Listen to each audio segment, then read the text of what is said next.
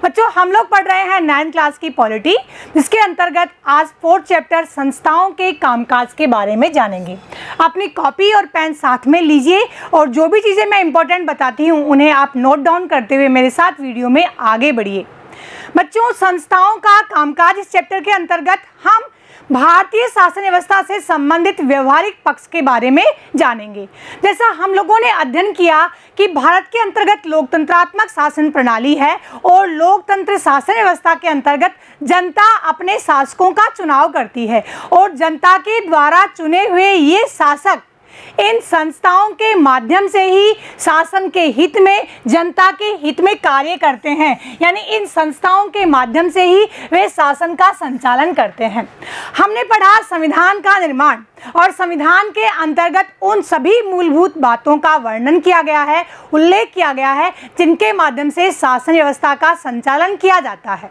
तो शासन व्यवस्था का संचालन जब इन संस्थाओं के माध्यम से किया जाता है, यानी बहुत महत्वपूर्ण फैसले इन संस्थाओं के द्वारा लिए जाते हैं जिन्हें हम नीतियां या कानून कहते हैं, तो उनको बनाते समय किन किन सीमाओं का, किस कार्यशैली का, किस कार्य पद्धति का अनुसरण इन संस्थाओं के द्वारा किया जाएगा, यह हमारे संविधान के अंतर्गत उल्लेखित होता है।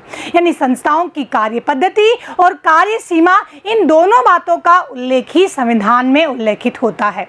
अब इन संस्थाओं को जानेंगे, इनकी आवश्यकता के बारे में जानेंगे, इनका परिचय प्राप्त करेंगे और इनकी कार्यशैली पद्धति क्या होती है इनके बारे में जानेंगे, इनमें कौन कौन से पदाधिकारी होते हैं, इन सभी के बारे में इस चैप्टर के अंतर्गत जानेंगे। लेकिन हम शुरुआत करते हैं एक सरकारी आदेश से। हम हमेशा की तरह पहले शब्दों का प्रयोग करते हैं, फिर उन शब्दों के अर्थ को समझते हैं। आप सभी के सम्मुख ये सरकारी आदेश है जो 13 अगस्त 1990 को भारत सरकार के द्वारा जारी किया गया एक कार्यालय ज्ञापन है। कार्यालय ज्ञापन किसे कहते हैं? कार्यालय ज्ञापन जब किसी एक कार्यालय के द्वारा निश्चित सक्षम अधिकारी के हस्ताक्षर के पश्चात कोई नीतिगत फैसला या आदेश जारी किया जाता है, उसे कार्यालय ज्ञापन कहते हैं। इस कार्यालय ज्ञापन का OM नंबर 36/12/31 नंबर है और जिसमें जो सब्जेक्ट दिया गया है उसे मैं आपको बताती हूँ। इसमें सब्जेक्ट दिया गया है 27% reservation for socially and educationally backward classes in civil postage and services. यानी भारतीय नागरिकों के लिए यह व्यवस्था की गई है कि 27% आरक्षण उन लोगों के लिए जो सामाजिक और शैक्षिक रूप से बैकवर्ड हैं, पिछड़े हुए हैं, और इस पर सक्षम अधिकारी कार्मिक जन शिकायत और पेंशन मंत्रालय के कार्मिक विभाग प्रशिक्षण विभाग के संयुक्त सचिव के हस्ताक्षर किए गए हैं। अब बच्चों यह जो आदेश है वह यह बता रहा है कि 27% आरक्षण सरकारी सेवाओं के अंतर्गत पिछड़े हुए लोगों का रखा जाए, और पिछड़े हुए किस आधार पर? सामाजिक और शैक्षिक आधार पर। अब तक भारत में जो आरक्षण की व्यवस्था थी उसमें SC और ST के लिए प्रावधान था जो 22.5% था, लेकिन अब यह 27% यानी टोटल आरक्षण की बात हो गई 49.5% आरक्षण की बात कर दी गई है। अब क्योंकि मसला नया था, निर्णय नया लिया गया था, तो हम लोग इस बात पे चर्चा करेंगे कि क्या ये जो निर्णय लिया गया वह किसी एक व्यक्ति विशेष ने, जिस पर संयुक्त सचिव के हस्ताक्षर थे, यानी उस व्यक्ति विशेष ने इसके बारे में निर्णय लिया है, या इस विभाग से संबंधित मंत्री ने इसके बारे में निर्णय लिया है? नहीं। लोकतंत्र शासन व्यवस्था के अंतर्गत कोई भी एक व्यक्ति निर्णय नहीं ले सकता। उसके अंतर्गत एक चेन जुड़ी हुई होती है और अनेक पदाधिकारी और अनेक संस्थाएं उसके अंतर्गत शामिल होते हैं, तभी निर्णय लिए जाते हैं, और इसी निर्णय प्रक्रिया को लोकतांत्रिक निर्णय प्रक्रिया कहते हैं। अब एक सरकारी आदेश जो हम लोगों ने अभी जिसका अवलोकन किया, तो क्या वह एक दिन का परिणाम था या कुछ सोचा समझा या लंबे घटनाक्रम का परिणाम था? जी हाँ, यह एक लंबे घटनाक्रम का परिणाम था जो लंबे समय से प्रयास किया जा रहा था, लेकिन अंततोगत्वा उसकी सफलता काफी समय पश्चात मिली। अब इसकी कहानी के बारे में चर्चा करते हैं। बच्चों, इस वीडियो के माध्यम से मैं आप लोगों को आरक्षण की व्यवस्था के बारे में नहीं बताना चाह रही हूँ, या इस सरकारी आदेश के बारे में बताकर मैं यह नहीं समझाना चाह रही हूँ कि इस सरकारी आदेश के अंतर्गत क्या क्या व्यवस्था की गई है। मैं इस सरकारी आदेश से आप लोगों को यह समझाना चाह रही हूँ कि गवर्नमेंट फैसले कैसे लेती है और उसमें लिए गए फैसलों के अंतर्गत कौन कौन लोग भाग लेते हैं और किस प्रकार से एक प्रक्रिया का निर्वहन किया जाता है, जिसके माध्यम से हम शासन व्यवस्था में शामिल संस्थाओं की कार्यशैली के बारे में समझ सके और कौन कौन सी संस्थाएं कानून बनाने में, उन्हें लागू करने में और उनका समाधान करने में शामिल होती है। इसी को समझते हुए इस सरकारी आदेश की प्रक्रिया को हम लोग समझेंगे। जो ये सरकारी आदेश था उसकी भूमिका तैयार हो गई थी 1979 में, जब भारत सरकार के द्वारा दूसरा पिछड़ा जाति आयोग गठित किया गया, जिसकी अध्यक्षता विंदेश्वरी प्रसाद मंडल के द्वारा की गई। और विंदेश्वरी प्रसाद यानी वीपी मंडल की अध्यक्षता करने के कारण ही इस आयोग का नाम मंडल आयोग पड़ा। इससे पूर्व पिछड़ा जाति आयोग यानी पहला पिछड़ा जाति आयोग, जिसकी स्थापना 1953 में की गई और उसकी अध्यक्षता कालेलकर के द्वारा की गई। द्वितीय पिछड़ा जाति आयोग के द्वारा जो महत्वपूर्ण सिफारिश दी गई थी, महत्वपूर्ण सिफारिश थी वह यह थी कि 27% आरक्षण सरकारी सेवाओं में पिछड़ी जातियों के लिए रखा जाए, जिसके अंतर्गत जो सामाजिक और शैक्षिक रूप से पिछड़ी हुई है उन्हें आरक्षण दिया जाए।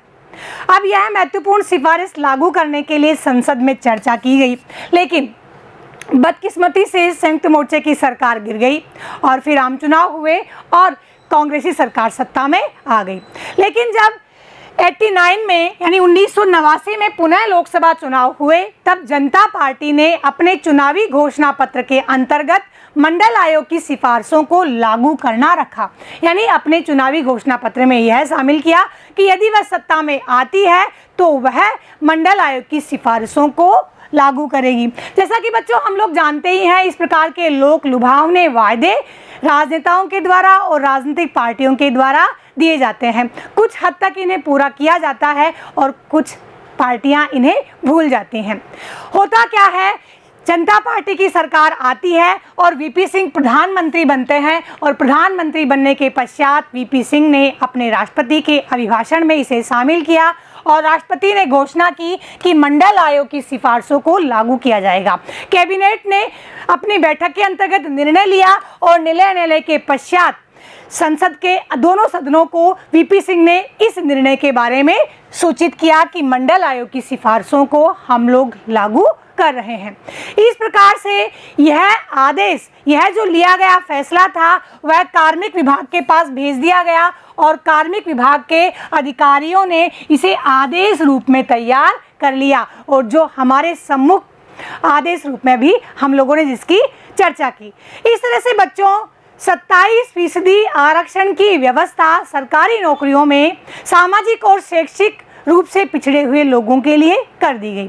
जैसा हम लोगों ने चर्चा की कि इस फैसले के अंतर्गत अनेक लोग शामिल हुए, जिसमें हमने चर्चा की कि जनता पार्टी ने अपने एजेंडे में शामिल किया, यानी दल ने अपने एजेंडे में शामिल किया और सत्ता में आने पर प्रधानमंत्री और उसकी कैबिनेट ने फैसला लिया।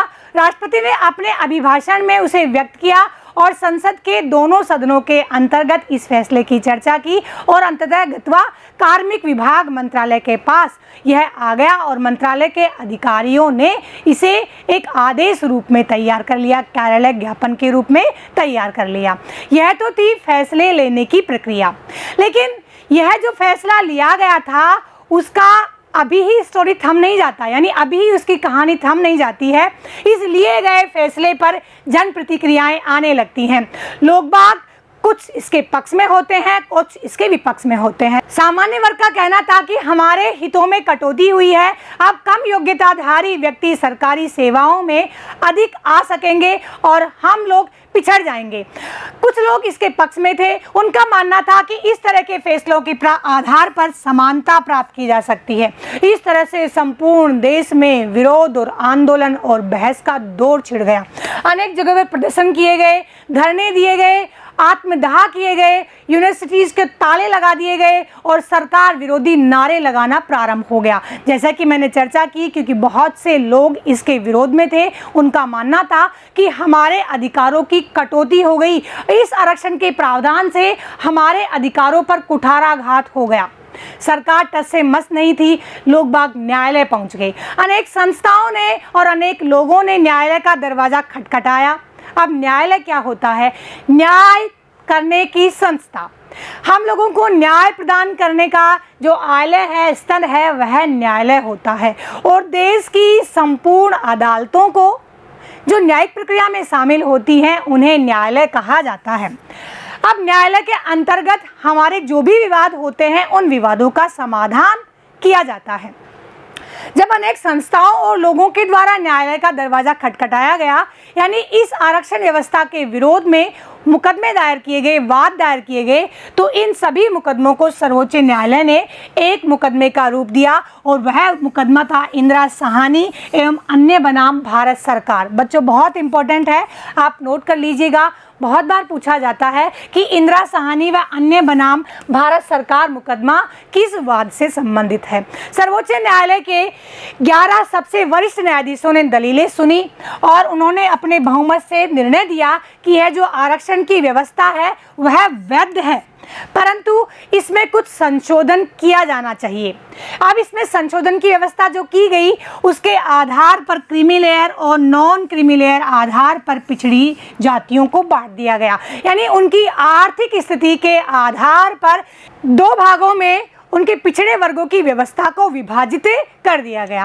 इस प्रकार से 1992 का जो ये फैसला था, उसके आधार पर उसकी अनुपालना में कार्मिक एवं प्रशिक्षण मंत्रालय ने 8 सितंबर 1993 को पिछड़ी जाति यानी पिछड़े वर्गों के लिए आर्थिक स्थिति के आधार पर रिजर्वेशन की व्यवस्था की और दो भागों में इस वर्ग को बांट दिया। जैसा कि हम लोग एक और आदेश देख पा रहे हैं, इसका OM नंबर है 36/012/2293, जिसमें जो 8 सितंबर 1993 को कार्यालय ज्ञापन के रूप में जारी हुआ और इसका सब्जेक्ट है reservation for other backward classes in civil postage and services under the government of India, यानी भारत सरकार के अधीन पदों के अंतर्गत पिछड़े वर्गों के लिए आरक्षण की व्यवस्था की गई है, जिसकी सीमा है 27%। जैसा हम लोगों ने चर्चा की कि इसके अंतर्गत आरक्षण की जो व्यवस्था की गई, उसमें आर्थिक आधार पर पिछड़े वर्गों को बांट दिया गया,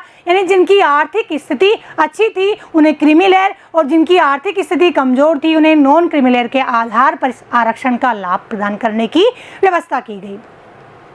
अब बच्चों, इस संपूर्ण प्रक्रिया के अंतर्गत इस आदेश को बनने से लेकर लागू होने से लेकर इसका विवाद समाधान करने से लेकर 3 व्यवस्थाएं हमारे सम्मुख आई। एक वह व्यवस्था थी जिसने इसका निर्माण किया, उसके अंतर्गत शामिल थे प्रधानमंत्री, कैबिनेट यानी हमारी संसद, जिसे कहेंगे व्यवस्थापिका। हम इन सभी व्यवस्थाओं के बारे में, इन सभी संस्थाओं के बारे में आगे के वीडियोस के अंतर्गत बारीकी से पढ़ेंगे। अभी केवल इनका इंट्रोडक्शन ले रहे हैं कि कौन कौन सी संस्थाएं शासन में शामिल होती हैं और शासन व्यवस्था का निरूपण करती है, यानी शासन का संचालन करती हैं। अब जैसे प्रधानमंत्री, कैबिनेट और यानी संसद के द्वारा यह निर्णय लिया गया, यानी कानून का निर्माण किया गया, जो नीतिगत फैसला था, सरकारी आदेश था, उसका निर्माण किया गया, जिसे कहते हैं व्यवस्थापिका। अब उसे लागू किया गया, यानी कानून को क्रियान्वित किया गया, जिसे कहते हैं कार्यपालिका। उसमें शामिल थे कार्मिक मंत्रालय, अधिकारी वर्ग और राष्ट्रपति। राष्ट्रपति ने उसे लागू करने की बात अपने अभिभाषण में व्यक्त की और कार्मिक मंत्रालय के मंत्री के आदेश के द्वारा अधिकारी वर्ग ने उसे आदेश रूप में तैयार किया। तीसरी जो कड़ी थी वह थी न्यायपालिका, यानी कानून के संबंध में विवाद का समाधान किया, वह किया न्यायपालिका के द्वारा। और न्यायपालिका में देश की सभी अदालतें आती हैं, लेकिन यह निर्णय किया गया सर्वोच्च न्यायालय के द्वारा।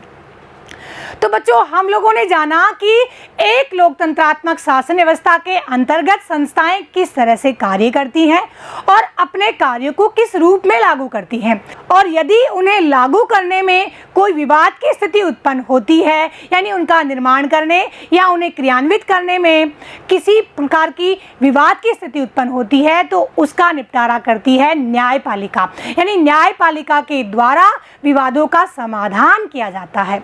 इन्हीं संस्थाओं के बारे में हम इस चैप्टर के अंतर्गत पढ़ेंगे। परंतु आज के वीडियो में इतना ही।